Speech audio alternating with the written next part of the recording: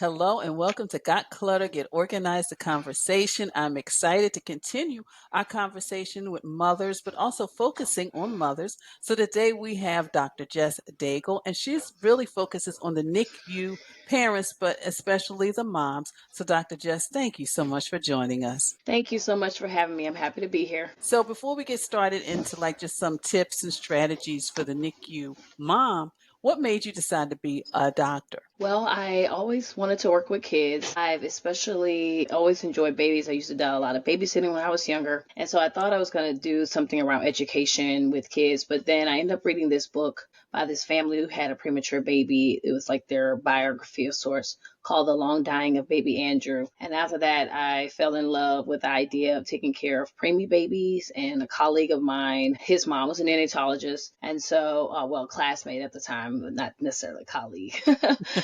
His mom was a neonatologist and she let me shadow her in the hospital. And after that, I was like in love and I knew this is what I was meant to do. So, Dr. Jess, what are some of the challenges that a NICU mom really, is faced with? Yeah. And I ask you that question because, of course, my follow up question is how we can support. But what are some of those challenges that we just don't even think about? Yeah, so I used to do a postpartum planning workshop, and I would talk with new moms, especially about what I consider 5 areas that are impacted when you have a baby. And so that's you as the mom, and then the baby, then your home life, your career, and like your finances and things. And so those same issues or those same areas are impacted when you have a NICU baby, but like with added trauma or stress on top. So, first of all, you are having your baby being taken care of by virtually strangers, even if they are professionals. And you're tasked with the challenge of being a parent to your baby from afar, essentially. And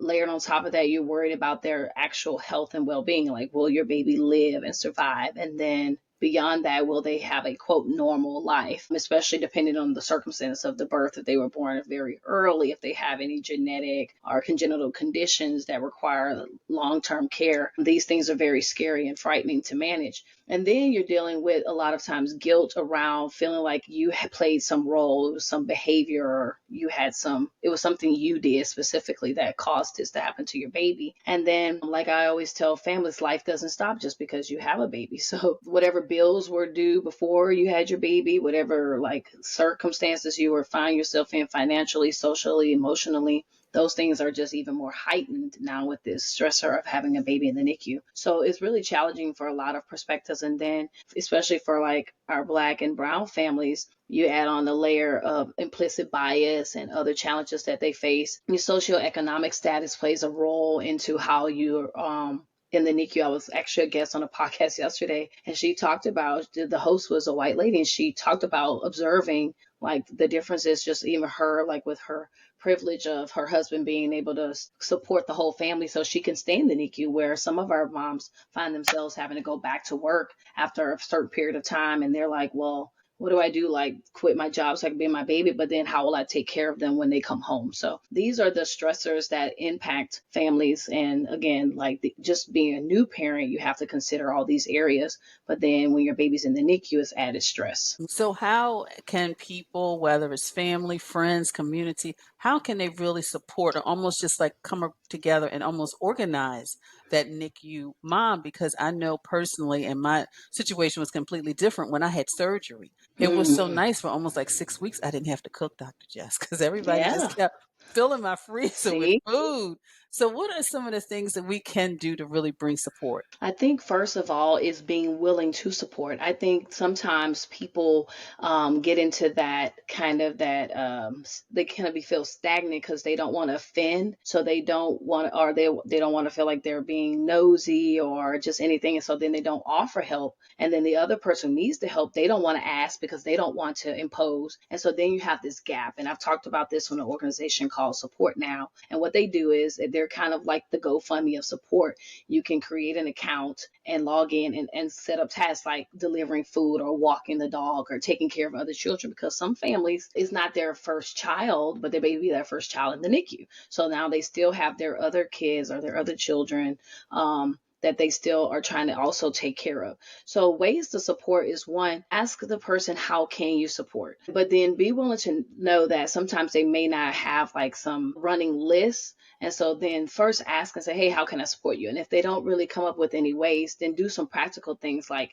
giving them a card to get gas, because a lot of families are traveling back and forth. Do like you just mentioned, supply some meals. If you know, do a meal train. I did that for we did that for my line sister who ended up having a baby that ended up going to the NICU. We did that. We all of us got together and there are scheduled meals delivered to the house based on what their preferences are. So you can pick somebody, maybe that NICU mom or family has somebody that's their point of contact that you can liaison with and say, hey, because a lot of people have at least one person that they're maybe updating Mhm. continuously, or and that's what one dad told me one time, is like they picked the person so that way they didn't always have to be updating everybody in the family, but that one person would kind of be like the mediator of, hey, this is what's happening with John's baby or things like that. Because it is a lot, like for people to keep asking, when is the baby coming home, what is going on, and you're already just trying to deal with the circumstances yourself as the parent. So gas cards will help, meals, seeing about their other kids. If they have other kids, saying, hey, do you want me to take your kids to play for a play day with my kids while you go visit the baby in the NICU? Or, hey, can I be a ride? Some families may need a ride to the NICU to take care of their baby. So just think of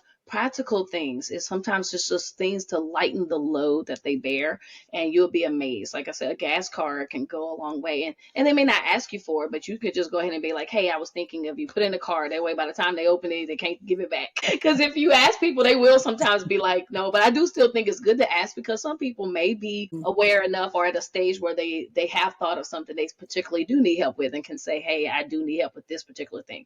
But if not, ways to decrease their financial and social stressors in their lives will go a long way. And I love them because even though they may seem like little things, but they're major things. I mean, I still Yes. remember, my friend would come over because she didn't want me to sweep with the broom. So she would come over and do things like she didn't See? want me to lift the laundry. So, but it really was little things, but it was major for me because then my recovery was a lot quicker than it Yes. would have been. So Yes. those That's are good. wonderful. Rally around the family and then just check in. And sometimes it's just letting someone know, hey, I'm here if and when you're ready to talk. Because I have a lot of posts on my page of things that people say sometimes that they think they mean well, but it can come off very insensitive to a family, especially like when the baby's home, like, oh, well, your baby's home now. Like, but a lot of the challenges that still that occurred in the NICU still persists once the family is at home, because they're still dealing with the fear and anxiety. Is not always, and the baby may be physically doing better, but there's still that real fear that something can go wrong, that the baby can deteriorate. Really being mindful of your words as well will go a long way. Like if you don't know what to say, don't try to fill the space with empty words. We tend to do that because we're Yeah. uncomfortable with silence. Mm-hmm. We do that even when people are grieving, like somebody Mm-hmm. loses somebody. We're like, sometimes we say these little platitudes, and sometimes it's just saying, hey, I'm here for you when you need to Yeah. talk, and that's Yeah. enough. Yeah, and that is enough. That is enough. So, Dr. Jess, with everything that you do, because you are a doctor, you are a mom, a wife, a speaker. I know you're working on some other things. How do you stay organized? Like whether with your time or just your space? It's something that I'm continuously working to improve, actually. But one of the things, like even just as something simple, like in my email box, is making folders. Because sometimes I have lots of different emails coming from different things. And so I'm more intentional about, okay, I need to create a folder because this is going to be an email chain that's going to be repetitive.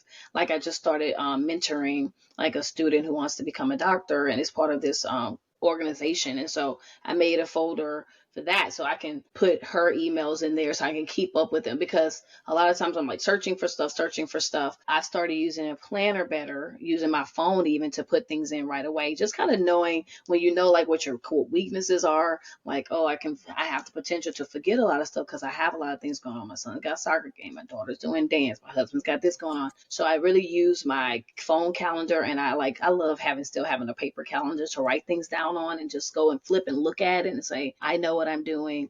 I've taken on the practice of like the weekend before reviewing stuff for the next week to remind myself, like, okay, so what's coming up this week? So that way, a lot of things now are so built in. Sometimes you can build in where you'll get alerts a day or two ahead of time. I'll put that in Hmm. my calendar, like remind me 2 days ahead of time. But I still think it's good to have a practice to just kind of on the Saturday, Sunday, look ahead and say, okay, what am I doing Tuesday, Thursday, Friday, like that. So those are just little ways that I've started taking back some of the, because it's otherwise it does make me feel really overwhelmed not to Hmm. know what I'm doing. And even so, like even when I get off my shifts, I've started taking like 1 or 2 days after, because I used to automatically want to fill in so much of my time because like, oh, I'm only off for these couple of days, but I realized I need to take 1 or 2 days after being on service and working like that. I'm using my mind a lot. It's a lot of physical activity and just even the emotional impact of caring for others. I also need to consider myself in that way. So those are the ways that I've taken back some of my organization, but it's Hmm. something I'm continuously working to improve. I have to be honest. And I think we all are. I think you always have to be really, because you go through different stages of your That's life, true. when your Yeah, kids get older and things like that. So, yeah. that's true. So, thank Yeah. you so much for sharing. So, Dr. Jess, how can people connect with you, find out more about what you do, but also how they can just support, moms Okay. in the NICU? Yeah, thank you. So really, if they want to follow me on Instagram is at momandme_MD. I'm also on LinkedIn at Jess Daigle MD. Those are my two favorite platforms. I'm on Facebook too under the same name, Jess Daigle MD. I tend to try to cross post a lot of the same things, but my Instagram really, I focus more on the educational piece of the direct family. And in my LinkedIn, I try to go a little bit deeper into the concepts around compassionate care and family centered care in the NICU more for the professional side to more I aim that platform more at organizational thinking, since that's kind of how it's built as well. But if families want real-time education, my TikTok at mom and me_MD and my Instagram are where they can find me giving tips on like what does it look like for your baby to go home from the NICU, or even things like what are the things that concern a NICU family. Like I make reels, I try to speak from the perspective of a NICU mom because I am also a NICU mom, but also to the things to help their community and their family understand some of their challenges so that they can better support them as well. And of course, those of you watching, listening, know that I will have all of Dr. Jess's links in the show page notes so you can connect with her directly. Well, Jess, I thank you so much for taking time out of your schedule to be here with us today. Thank you so much. I appreciate you too, Janet.